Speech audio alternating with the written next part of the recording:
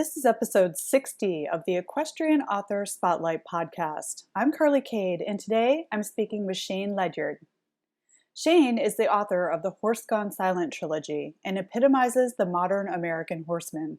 Raised in horse country in eastern Pennsylvania, he makes his living in the hunter and jumper industry as a rider, trainer, clinician, and judge. His writing influences include authors of classical novels such as F. Scott Fitzgerald, Ernest Hemingway, and Frances Hodgson Burnett. He loves spending his free time with his wife, Carice, and his children, Kevin and Kade. Now, let's get into the interview.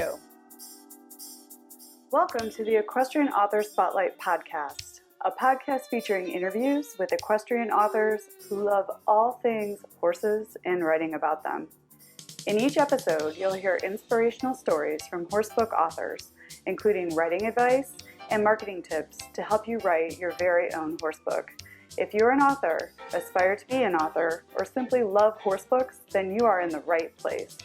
I'm your host, Carly Kade, and creative writing makes my spurs jingle.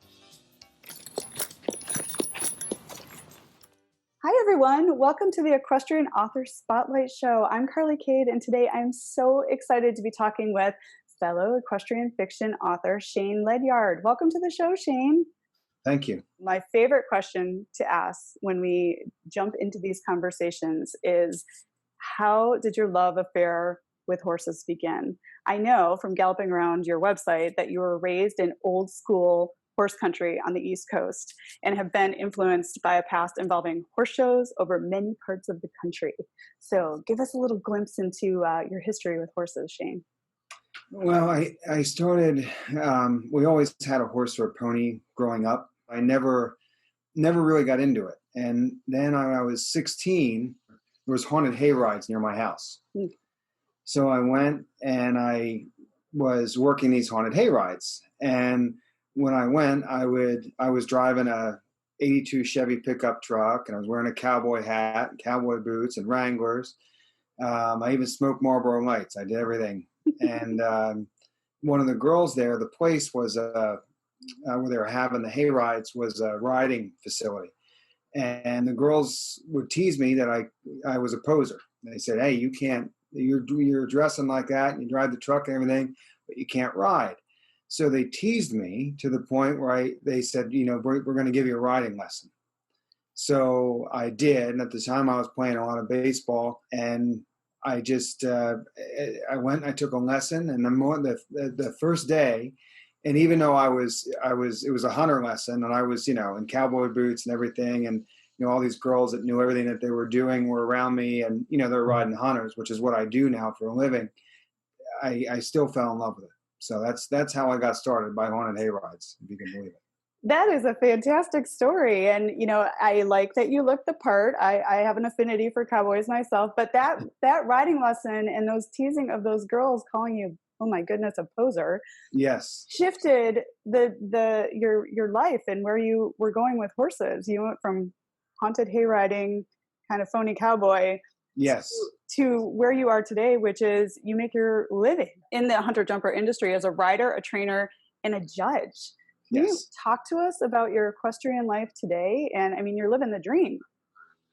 So it's definitely going very well. I never doubted that I would do well in the industry when I first started out, and it was really probably ignorance, because when I first started out, I wanted to be in the horses, and I thought, well, how can I get in the horses? And I was taking lessons and learning, but I didn't realize the area that I was in, which is Bucks County, Pennsylvania. And that's kind of what called old school horse country. Mm-hmm.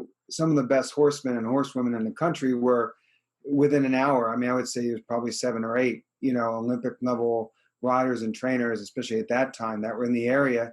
So, and this was before the internet and everything else, so I just kept talking to the right people and staying optimistic, and I kept taking lessons, and it just turned out the people I was taking lessons with were some of the best in the country.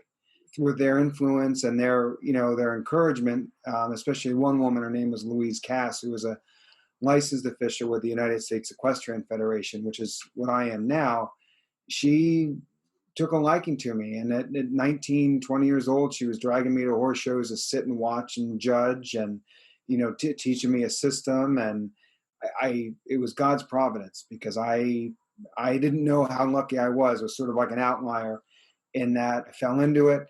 Now I'm a very driven person. So being a very driven person, it was, I just knew I had to keep learning and I knew I had to make up a lot of time, because as I said, all those people were way ahead of me, I never had the pony years and that type of thing. So I had to really hustle, but I was fortunate to have the right people around me. My mother was very encouraging. My father told me it was a hobby and I should give it up. And that was, as a matter of fact, he really never said anything really positive about the horses until I published Horse Gone Silent. Then all of a sudden he was interested. That impressed him.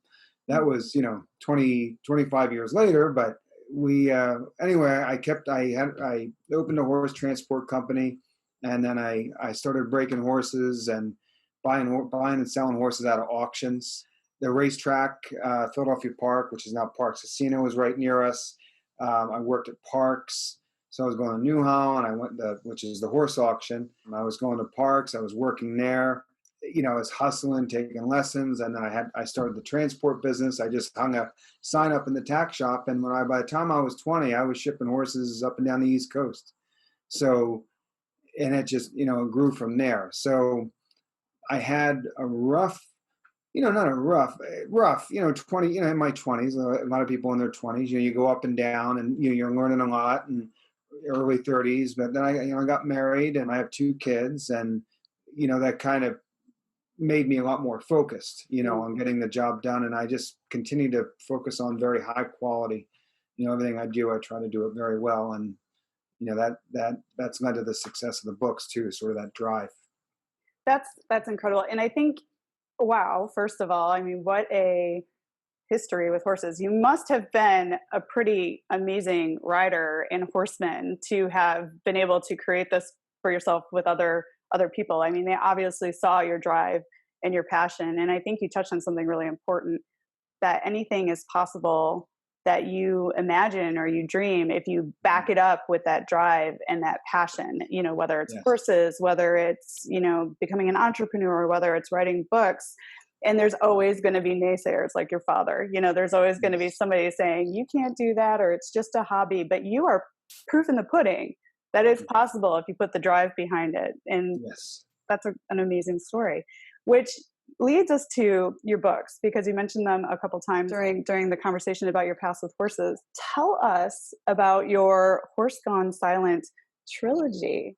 The first book, Horse Gone Silent, I had never planned on writing. I went to college for small business management, community college, and to help myself and the horses, to develop marketing skills and so forth. And when I was there, you had to take a comp class. So I remember taking the comp classes and writing and being really encouraged. They said a lot of very kind things to me. The teachers, very, very encouraging. As a matter of fact, I still have one of the notes that one of the teachers gave me. When I was there, I didn't think too much about it. But evidently, I could always write a little bit or had a mind for it.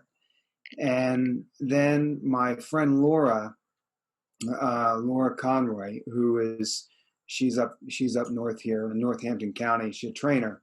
Laura had this really cool horse. His name was Amigo, and I used to go up and give clinics. So I give a specialized clinic because as a judge, people want the judge's opinion. So I'll go up and I would help teach her kids and so forth at her barn.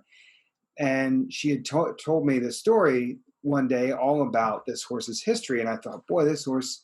The history of him is amazing. Like it was like a Disney movie. Everything that the horse had gone through, and a lot of ups and downs, and a very special horse. And the rider that had him was a really nice young woman named Kade. And I thought, well, this is just a cool story. And it went out of my mind. It flitted out of my mind. And then one day she called me and she was devastated. I'm friends with her and her husband, and the horse had passed away. Mm. So I felt so compelled because we had spent so much time together. I went up to the barn and I, talked to her and her parents and so forth. And I just blurted out. And I tell you, I just blurted out. I said, look, I'm going to rewrite the end to Amigo's story. And I said it, so I had to do it. And so what I did was I got in the car and I outlined everything that she had ever told me about the horse. I just quick wrote it down, and I went home, and what I did was, I wasn't used to typing and writing a lot, so I actually did like voice to text. Mm-hmm. So I would just set it up, and when I was driving, I was, hands free, and I would just, chapter one, and I would force myself. I'd say, okay, because I was freelancing a lot at the time. I'd say, okay, by the time you get to this job to teach, you've got to have this chapter done, and then I would force myself to do it.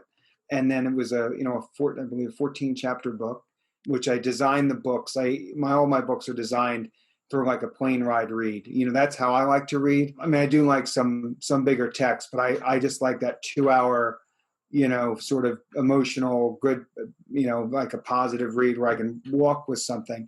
Mm-hmm. So that's why I wrote novellas instead of instead of novels. And what I would do was I would come home at night after 9 o'clock, and then I would edit each chapter. I'd edit the chapter that I did that day. And it only took me like 3 months to write the book. Really, honest to goodness, the whole idea was to present it to Laura. So rather than the horse passing in the end, something else would happen, right? So I was really excited about that. But what happened was organically, you do a Google search, just like, oh, how to write a book. And then it was like, and then it's like, this is how you publish. I was like, oh, okay, well, look at this. And then I was this is going to sound like a stretch, but it's the story. This will make sense. So I gotten injured, and I was at a doctor's office getting acupuncture. Mm-hmm. And they had to leave the needles in me, and I'm lying there on the table, and I look up and I see this book, and the book was The Power of Now by Eckhart Tolle. Great book. Great book. So I'm like, oh. So anyway, I ended up like, the next time I was it just struck me. I don't know why it struck me. So I read the book, and it was a really helpful book just from a, personal standpoint. But what it led to was a Google search. So I started typing in The Power of Now, and then led to a book by this really kind of cool but whacked out guy named James Altucher, who writes all this stuff, like these choose yourself books. And it was like, he had a book like The Power of No or something like that. And then it ended up being, I looked into him, and I found this book called Choose Yourself. And so this is all in this very short, compact period. Mm-hmm. Then I go to the book, I'm reading the book, and then there's a section, like a one page, that says, choose yourself. And the idea of the book was choose yourself. Like, don't worry about working for someone else. And then I'm entrepreneur mindset to begin with. But it said, this is how you can choose yourself. For example, you can self-publish a book. And he just gave like 7 bullet points. So like it's just like a dum-dum. It's like, okay. I followed each step. And it led me to Amazon, Kade, Kindle Direct Publishing. So I took the book and I followed the steps, and I uploaded the manuscript, and I made kind of an okay cover, through the cover creator. We ended up changing it, which I think we talked about a bit. We changed the cover, I made the cover, and I uploaded it. And then the whole main reason I had to do it was that I need to get copies, right? Because they'll send you copies. So I get my copies, I ordered like 5 author copies, and I'm excited. And I bring one to Laura, and I bring one to, my dad, and, a couple people, and obviously wife and everything. And then after about 10 days, I was like, oh, I'll just look and see. And then I was like, there was like 7 reviews. And it was like 9 reviews the next day. And it was like 12 reviews. And I'm like, holy crap. And then I look into the stats, and I'm like, oh my gosh, they're buying this book. And then I really went, wait a minute, there are people actually like this. And then somebody made like a comment, like a grammar thing. And I thought, oh my gosh, because I didn't professionally do it. I edited it myself, which, as I'm sure you know, is a big no. Big no. Yeah. Yeah. Don't do that. So yeah, not good. So I had to end up redoing the manuscript. I've probably redone the manuscript 5 or 6 times now, but I found this editor, a woman named Catherine Stone in California, and she's just this phenomenal human. I found her on Fiverr, and she became my editor, and she read the book, and she redid it. And I kind of had to backtrack, and I fixed a lot of things. And it ended up being, after that, and not even on like just a small niche, but like on a bigger level, it ended up being an Amazon bestseller. Mm-hmm. And, and that kind of hit a few times. So then I knew I had something. Mm-hmm. So at that point, I thought, well, okay, well, they like this. And then just like when someone has a baby, what does someone say every time they see it? They say, well, when are you having another one? Mm-hmm. And then it kind of turned into that, well, when's your next book? Come on, man, I wrote a book. And, that's good enough, right? But it's not good enough. So then that led me to Sycamore Whispers, which was the second one.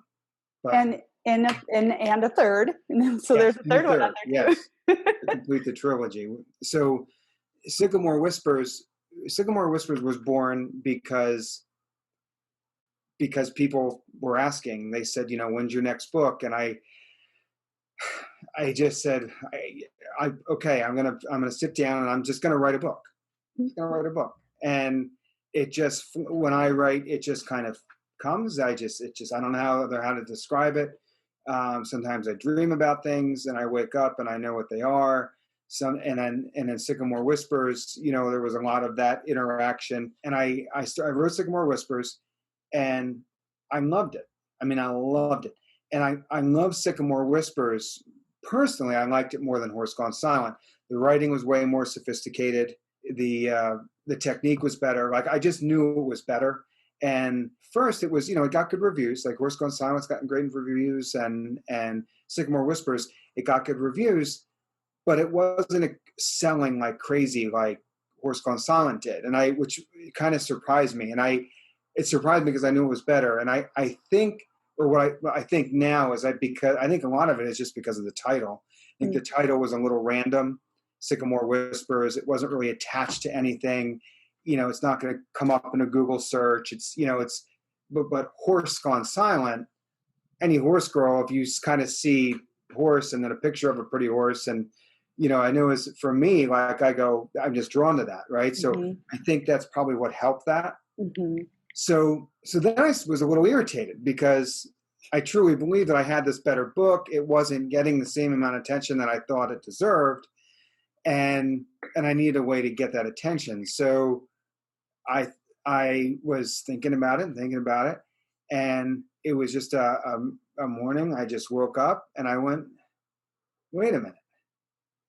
And I realized that the horse that I used in Sycamore Whispers, even though it was a completely different horse, I realized that it matched the description of an older horse in Horse Gone Silent. And it was a chestnut mare. And I thought, well, now I think, whether it wasn't subconscious, I mean, maybe it was subconscious, who knows? But I was like, holy crap, I can tie this in.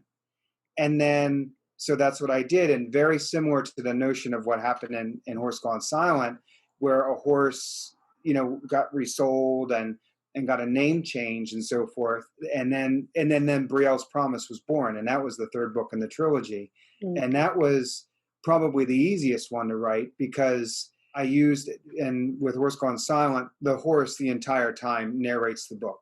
In Sycamore Whispers, it's from the perspective of a little girl named Emma Sterling. And then the third book is a combination of the two. So when the reader goes in, it starts off from a person perspective, and in the middle of the book to the complete end, it's Ophelia, the horse.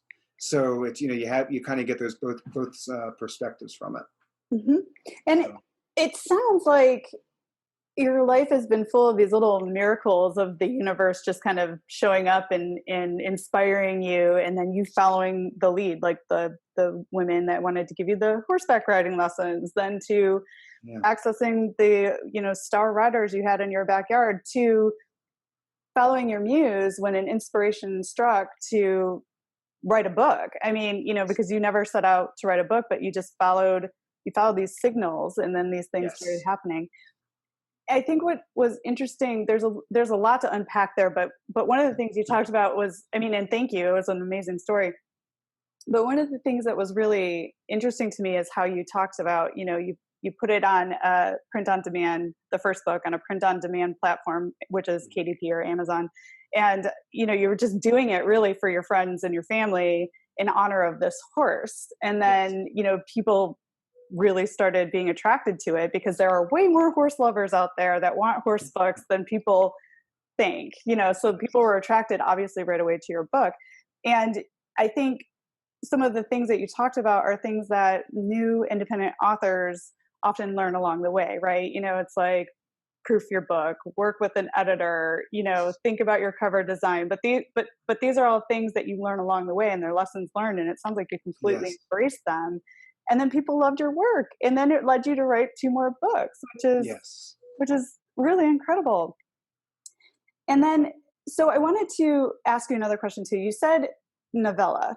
So did Horse Gone Silent start out as a novella, or is it still a shorter novel?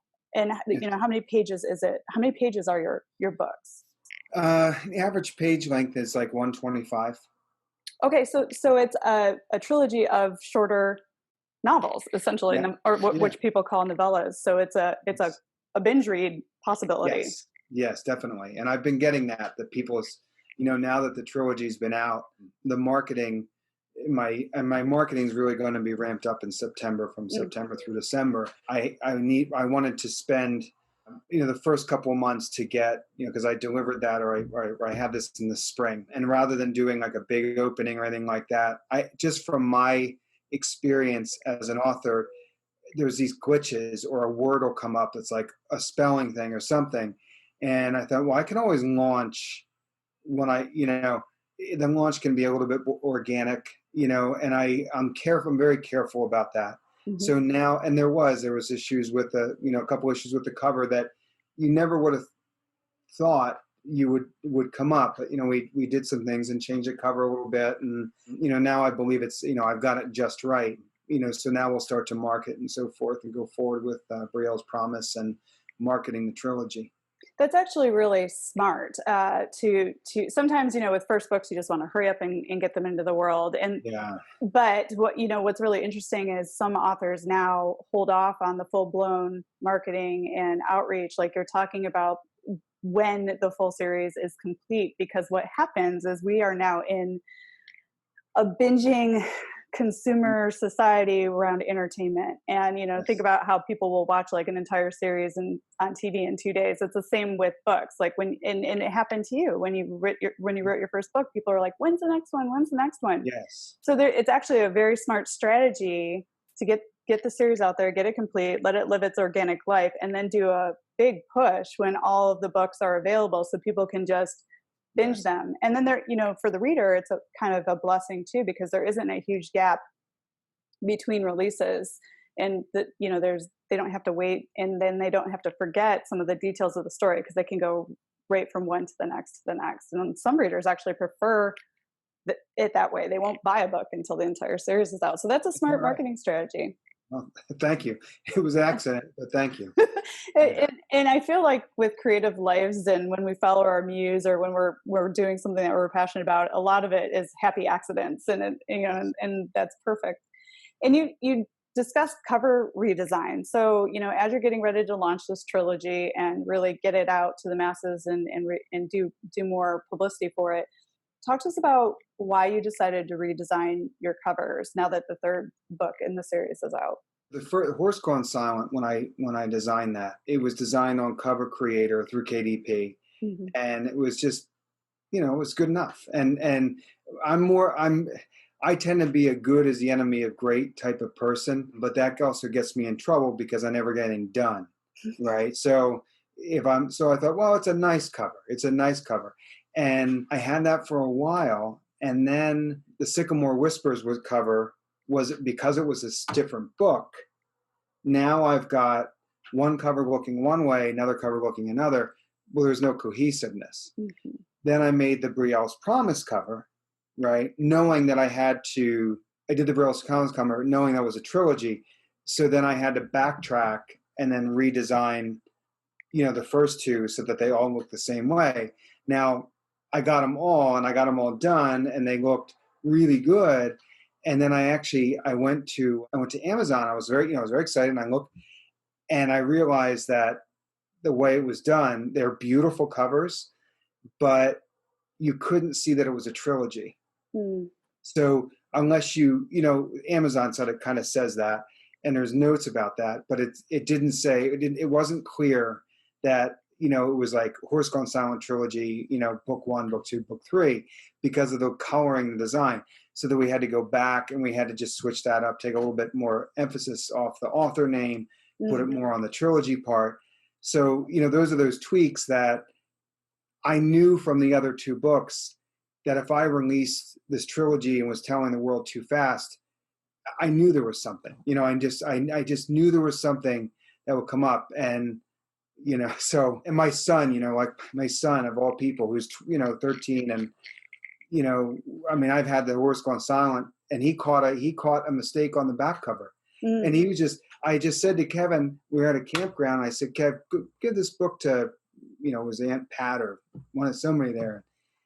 I forget who we were giving it to. But anyway, I said, hand this to her. So he flips the book over and he's just walking it over to her, and he goes, hey, Dad, you see this? No, Kev, I didn't see that.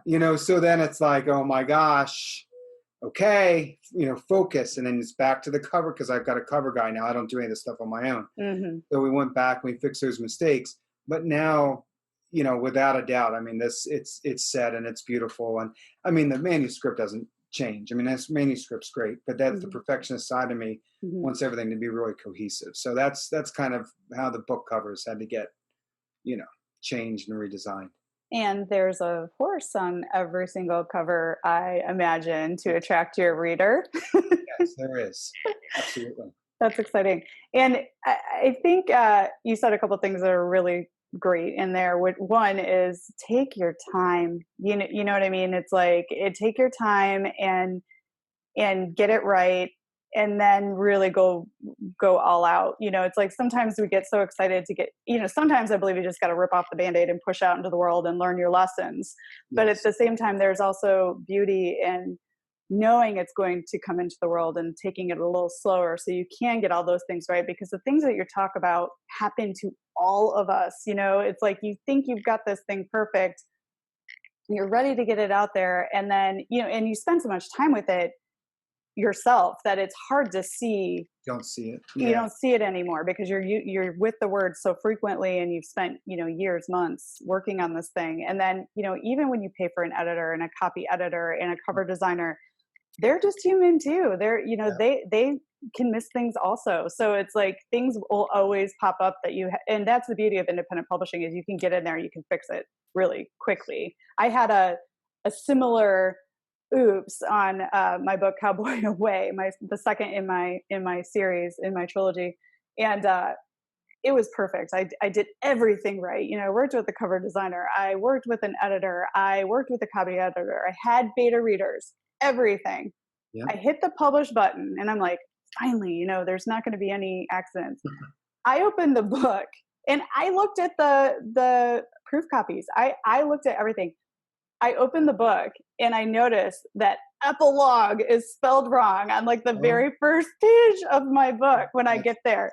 And I was like, oh my God, like the O and the U were flipped or something. Yeah. But like those are the things that you just go by, you're in the guts of the books, and like so you could spell chapter wrong and not have even noticed it. So it happens to all of us. That is such a great story. I'm glad you shared that.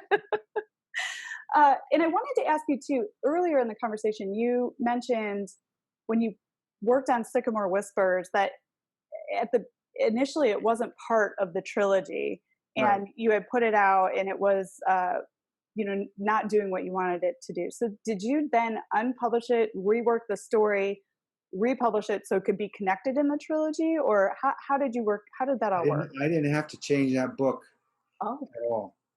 Oh, wow. So you wrote the sequel and you didn't even really realize it. That's correct. Well, wow, that's amazing. That's like the muse had ideas for you. So I had this Sycamore Whispers was completely independent. I never had any intention of doing a trilogy at all. And the motivation to create the trilogy was because I wanted more attention to Sycamore Whispers. And I figured if I wrote the Horse Gone Silent trilogy, right, if I write the trilogy, well, then now they got to read it. So then people will be like, oh, wow, that's, his writing up better and better. And this is a really touching story. And, I wanted to reach more people with it. But yeah, God's providence, because it just, I had written it. And then when I wrote Brielle's Promise, I didn't have to change anything on the first two. And I just melded the two together in Brielle's Promise. And I really like the way it came out. That's fantastic. And I think you also mentioned something that's important to note is that the more books you write and the more time you spend writing, the better your writing gets. So, just keep writing and creating. And, it's like, you don't always have to keep going, looking back. I mean, you created a body of work that you're proud of. And it started with just this one passion project that was for family and friends. And now you have readers that love your books. You have amazing reviews on Amazon. And, I was wondering, in your trilogy, is there a message that you hope your readers will grasp as they've finished reading the books? Is there something special in there that you hope that they're getting from your words?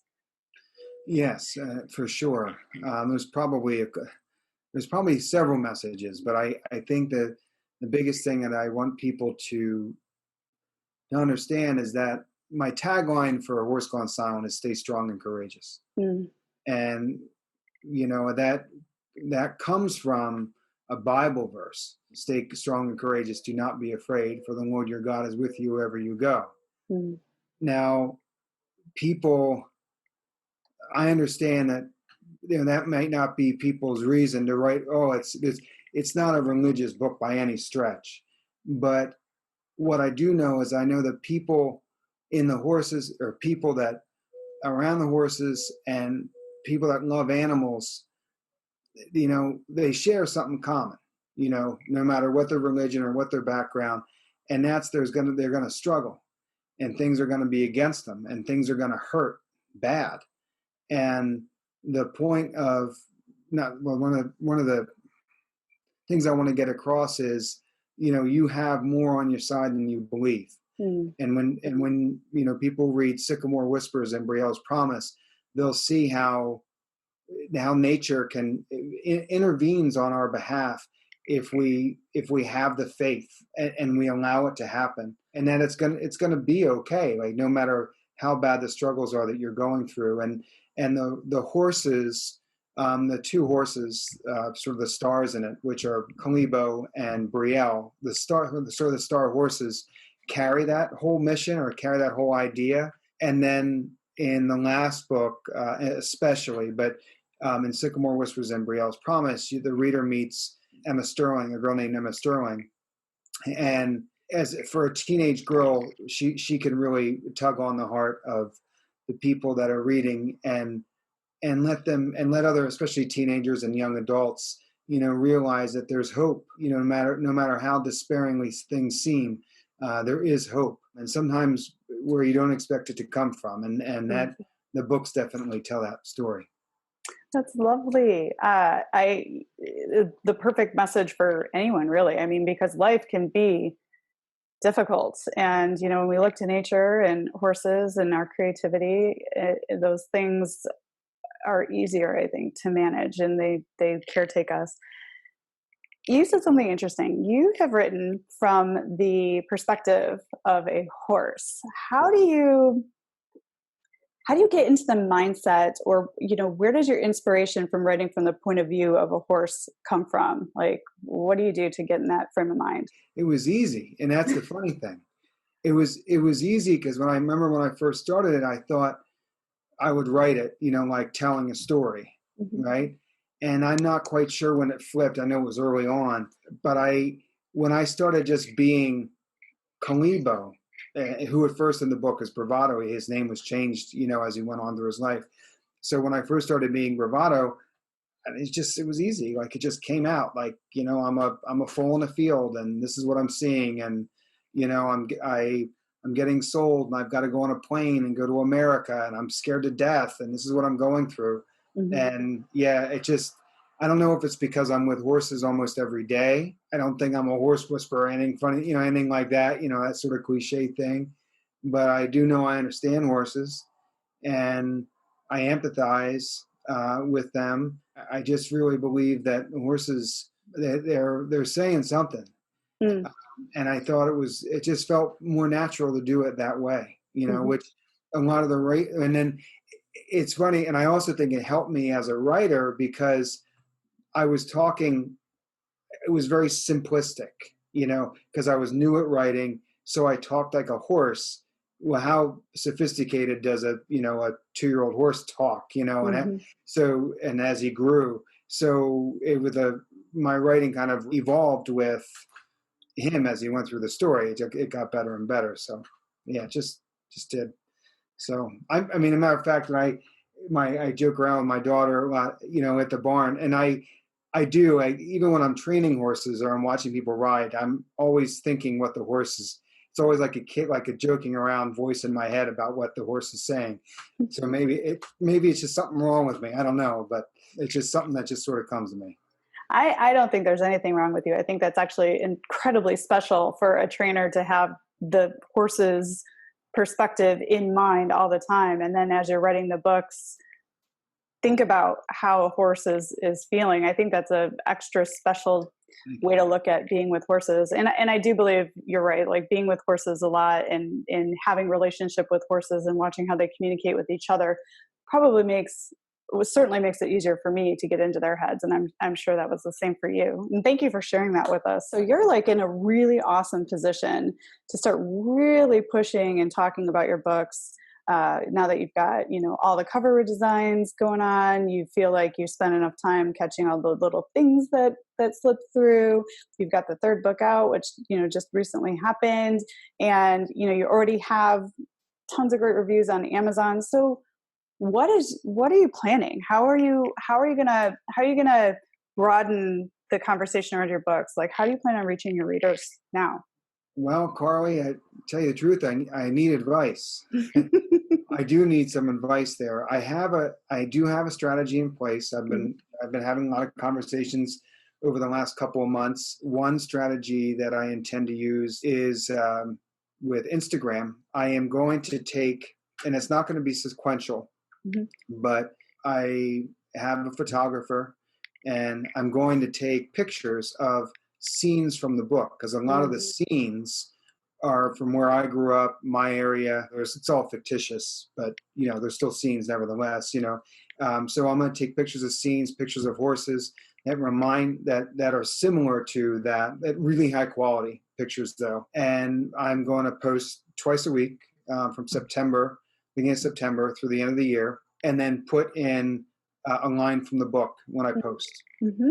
So that's going to be one of the techniques that we're going to use. The other strategy that I'd like to use is cause marketing. We're looking for the right match. If there's someone out there that maybe got hurt, and they got hurt, and maybe it's because it's in the horses, and I've done something like this before. It has worked very well, where I say from a given time period, I'll donate. So in the other example, I donated $1 for every softback that was sold. And I did that for Equestrian Aid Foundation, I believe and it was fantastic because people respond to that.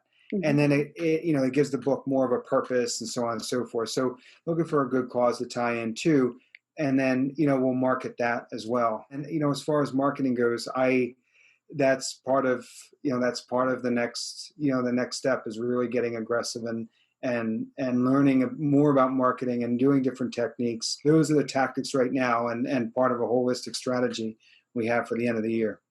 And that's smart. I mean, the marketing is a beast. It's like an ever-changing thing to wade into, deep pond, but but it's smart. You're thinking about a strategy around the whole book series, and you're educating yourself, and you've got a few strategies set up, but you're looking at diving deeper. And cause marketing is a really special way to give back to your community through your books. There's so much you can do, and being on this show is part of that as well. I mean, there's media opportunities. So you're getting yourself set up to have a brilliant release around the 3 books. So good on you.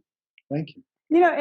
And organically, you've gotten some really fantastic reviews on the book that you never really intended to write, which has now become this phenomenon. So, as a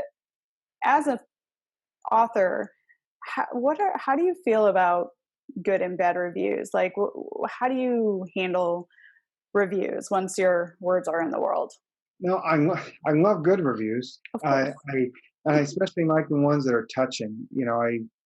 I appreciate anybody that takes the time to say something. I mean, it's very humbling to have people even just take the time to write the review. And I don't know, people realize how powerful it is just to take that, 2 minutes. So I'm very grateful for the reviews. And as you know, that's really, it's very important to the development of the books and getting them sold. I'm a pretty sensitive person. So negative reviews, I mean, the negative reviews I really get are hurtful. They people can be really, really rotten.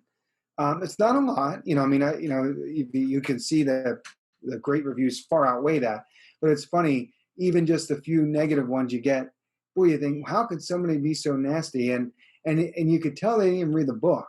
There's no way they did. And so I don't respond well to it. I don't like it. I try to ignore them. When I check reviews, I try to scroll right past them. I try not to give it any life because it can be discouraging. And then what I'll do is, if I do get discouraged, if I do kind of get in that vortex of reading reviews, I'll go and I'll read, 5 or 6 of people that really lifted me up, or I'll, go to thank you notes that people have written. And, I have a whole file in my filing cabinet called Inspirational, where just, people have communicated with me. And if I get a little discouraged, because I'll go and read that, because the good definitely way far outweighs the bad. And the other thing, it's like one of my favorite authors, Frances Hodgins Burnett, The Secret Garden. I think it was a great book. And I love F. Scott Fitzgerald. He's a writer that I love. Those guys aren't getting 5 stars across the board either. So I can't feel too bad, I figure. And I'm not comparing myself to them by any stretch, but the point is like everybody's got an opinion, and unfortunately some people can be pretty rough, but for the majority, people have been fantastic. Yeah, I don't think there is any successful author there that hasn't been through the ringer with people being tough, and it's and I feel like we're kindred spirits here, because I also have an inspiration folder that I keep for moments like that, for when I'm feeling a little down about my creative journey, because being a creative is tough. I mean, you're pouring your emotion out there, you're giving it all, and it's subjective, right? It's like you cannot please everyone. And I will say, you have pleased the majority of your reviewers. They all have left you very positive reviews, and that's a wonderful thing. And that's great advice for other authors. Just take it with a grain of salt. Because there's people that do want to tear you down for some reason, and there's nothing wrong with a negative review as long as it's constructive. Here's where I had trouble with something, or if it's a grammatical thing, that's totally understandable, and that's fixable. Yeah. But just saying I didn't like it, or I had an interview with Ann Hunter. I think she was like episode 5, and she said someone just left a review that said "hell no." I mean, I know. Well, what compels someone to say that? So it's really it's an interesting battle that authors have to fight with themselves and others daily. And, I just wish they would get rid of the star ratings, because I think that is such a dismissive way to look at a creative body. It's like, feel free to say what you want to say, but I don't feel like star ratings can any way verify the value of a creative work, so I just wish they would never thought of that. Yeah. I wish they would get rid of those altogether, because it's like, how do you say something's 1 star or 5 star or 3 star? Then what does that even mean? It doesn't mean anything. You know what I mean? Right. I'd just rather have it just be like, open commentary. That's interesting. Yeah. I was just thinking about that as you were talking. So here's a great question. I love that you are a man, because there's a lot more women writing equestrian fiction, I think. So I love that you are a man writing horse stories in this world. I mean, because we all know that the equestrian industry is pretty much dominated by females. So I love that your voice is a part of this conversation. I love having you on the show. What advice would you have for anyone who's interested in writing equestrian fiction? Right. I mean, you definitely need to write from the heart. Mm. You know, don't write what you think people would want to hear. That's not a good way to write. Write from your heart and tell the story as you really think it should be told. Don't try to massage it to make it work for someone else. And then that way the words will flow. You just have to let the words flow, let the thoughts flow. My advice would be to type first and edit later. Don't type and then edit a line. Just bang it out and let it sort of overtake you. And I think that's where your best work's going to come from, because it comes from literally within, when you can get in that state of flow. I would say don't overthink it. It's okay to have, your own stories in there too. I mean, it's your own influence, and I think that's natural and a part of it. So, yeah. That's great advice. I mean, where else would a fiction writer write from other than their life experience or things that they've read? Of course, it's fictional stories, but our lives influence that. And I love the don't edit as you write, because actually that's two different sides of your brain, your creative brain and then your concentrated brain. So you actually trip yourself up when you edit as you write. But that's an early lesson learned, I think, for a lot of new writers. And I love that you mentioned flow. There is nothing better than that feeling of being completely swept away by what you're creating and what you're writing. And I imagine flow for you, are you still writing where you're dictating, or are you actually now typing? So I dictated the first book. I tried to just follow that, but it didn't work. I don't know why. Well, I know why, because the second book was not from the horse's perspective. And it was work. The first book didn't really feel like work. The second book felt like work. I loved the results. Yeah, the second book I typed, and I tried again for Brielle's Promise, but I ended up on the keyboard, and I was happy to be there. But I will say that if someone can get that, if you can voice to text, or Google Docs is what I used. If you can get that rolling, I can remember sitting, I was coming home, and it was one of those things where it's like, I'm not going home until I get this done. I can remember sitting on the side street here where I live in Percy. I parked the car, and, you talk about flow, and I was just, it was like just pouring out. And I did a chapter in, 15 minutes. It was the easiest thing I ever did as far as that goes. And that really had me like ramped and emotional, and, that was phenomenal. I can't say I felt that rush, so to speak, when I would type, that sort of, that really pure feeling that you get, where it's like, it really overtakes you. For me with writing is, when that right word would just drop right in at the end of a chapter, or the end of the book. That's, for me, it came that way when I type. When I would talk, it was like a constant, but a tough place to get to. Yeah, oh, for sure. But isn't that funny too, how your writing life evolves? Sometimes one thing works for one project, but it doesn't work for another project, and you have to shift to a different direction. But there's always that element of flow when you're really connected to what you're creating and what's going on. I've tried dictation, and it doesn't really work for me. I have to be typing on the keyboard, but it doesn't mean that it won't someday. I feel like it's something you have to kind of practice. And for you, you were just full on with your muse. That was your first book project, and this is the way it came out of you, and it wanted to be told. So I think it's cool that you've mentioned the evolution of your writing journey also, but always there's that element of, feeling like kind of otherworldly when you're lost in what you're creating. So that's cool. For sure. I always love to ask these questions because I like to get the perspective of different authors, and there's some similarities, but there's often differences, and it's an opportunity for me to learn and for listeners to learn. But for you, what has been the hardest part of being an author, on your author journey? And then on the flip side of that, what's been the very best part? I mean, we all love our readers, obviously, the readers who leave us the reviews and really love our books, and that's who we write for. But what's your journey been like? Hardest and best part? The hardest part is not being able to just continue doing it. Mm. It's getting to the point where I do think that, another book or two I could really be doing, and, more focused on this and other parts of my work. Because I have, so many other parts where I teach and I coach riders and I judge. So I do clinics. So that's very time consuming. I think that the hardest part is just knowing that I have to do those things, and knowing that every day I'm out of flow from writing, it's harder to get back. It's no different than not going to the gym. Mm-hmm. When you don't go to the gym, the more you don't go, you're like, oh man, this is going to be, the harder it gets.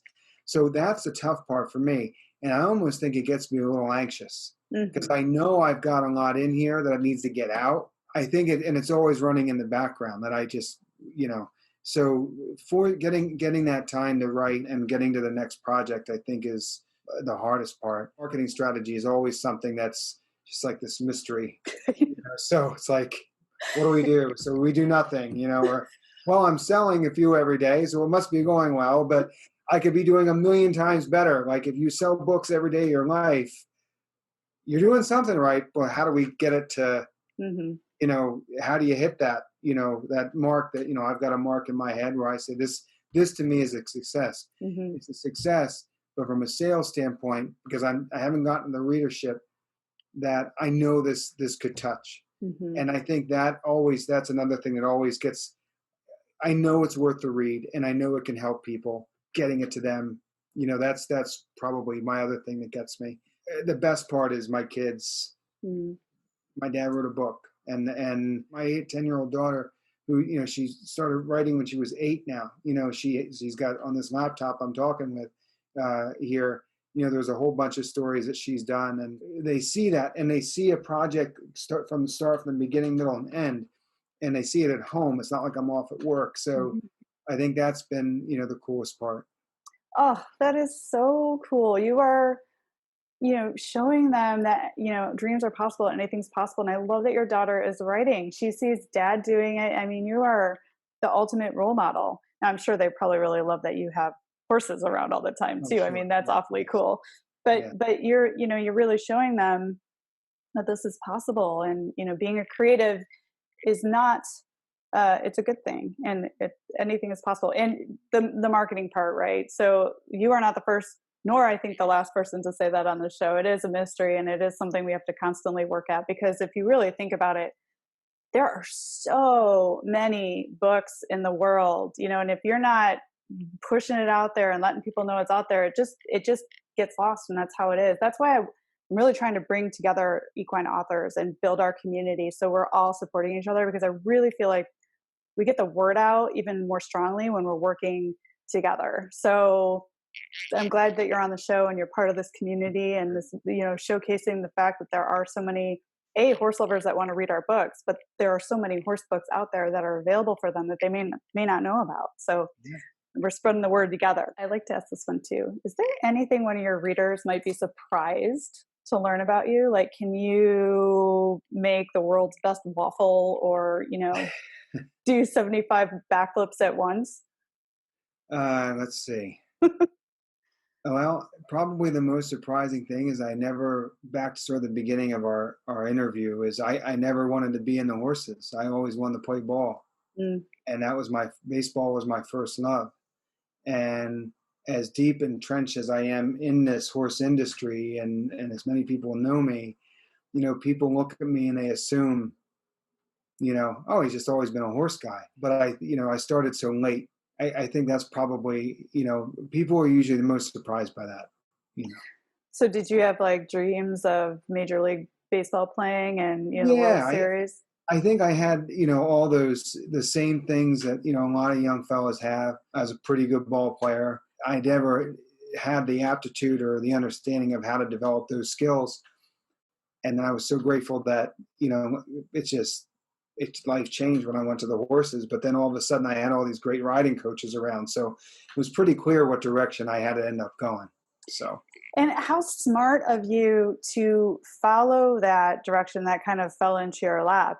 So many people ignore those signs and don't follow like the bright light that's saying come this way. And you may not have wound up ending playing ball, but like look at this miraculous life that you've created around embracing horses. And it just sort of, the path was sort of there, and you were like, okay, I'll follow the breadcrumbs. And Yes. Here you are talking to me, and you've written a 3-book trilogy. I mean, that's incredible. And you have more ideas, and you're going to continue writing, and it's horse based. I think it's just miraculous. So what's next? What are you curious about? I mean, you're about to launch your trilogy wide. You've been organically letting it grow for a while. You've got some ideas running around in your head. You're very active with, training and judging and clinics and all that stuff. Like, what's next? Do you have like a big idea or a plan?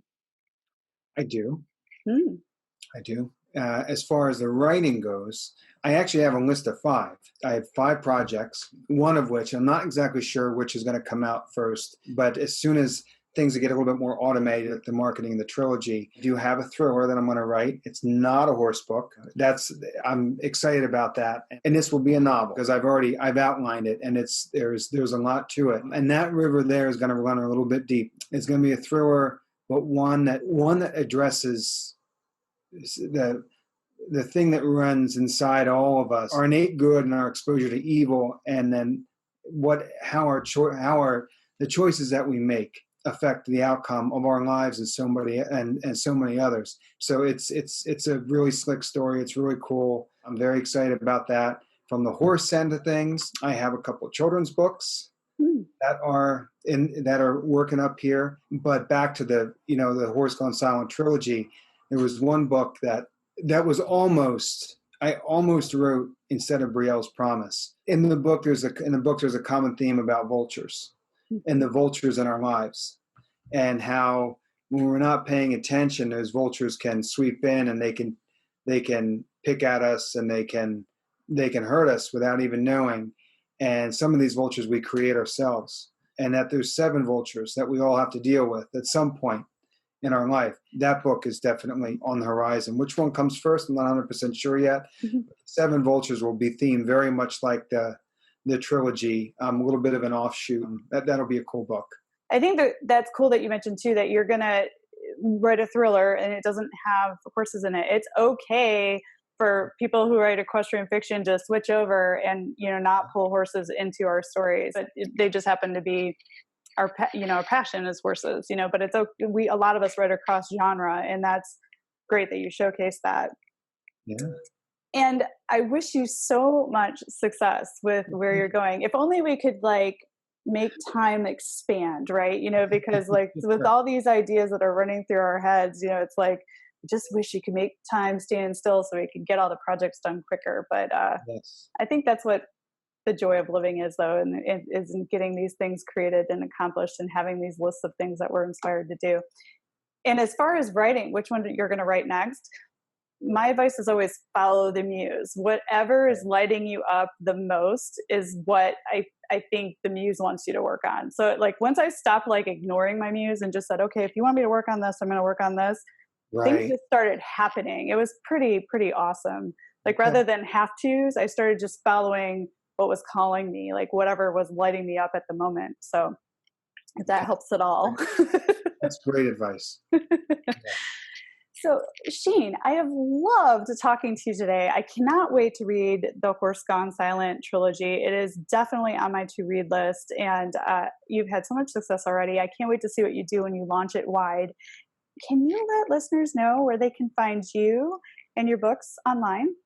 Oh, sure. So books can be found at Amazon.com. And then I have a website for the books, horsegonesilent.com. Mm-hmm. Yep. And if someone wants to take writing lessons from you, is that something that's out in the world and available? So my coaching is at shaneledyard.com. Everything about coaching and my judging and clinics and that sort of thing, they can find that there. Yeah. Excellent. And I'll make sure to link to all those places in the show notes, along with some amazing pictures that Shane is going to share with me. So you can learn a little bit more about him and get directly to him. And thank you for the gift of your time, Shane. I have so enjoyed talking with you, and I see nothing but tons of success, moving forward into the future for you. Thank you, Carly. I really appreciate it. Thank you for your time. Thanks for joining us this week on the Equestrian Author Spotlight podcast. I hope you enjoy these Q&A sessions with wonderful equine authors who love all things horses and riding, just like me. Visit my website, carlykadecreative.com, where you can read the show notes, and make sure you never miss a show by clicking the subscribe button now. This podcast is made possible by listeners like you. Thank you so much for your support. Want a free guide to secrets of horsebook authors? Gallop over to carlykadecreative.com/wisdom to have author advice delivered instantly to your inbox. If you are an author who writes about horses and would like to be spotlighted, please let me know. Visit my contact page at carlykadecreative.com to fill out a request. I'd be happy to have you on the show too. Thank you for tuning in to the Equestrian Author Spotlight podcast. See you next time. I'm your host, Carly Kade. Creative writing makes my spurs jingle.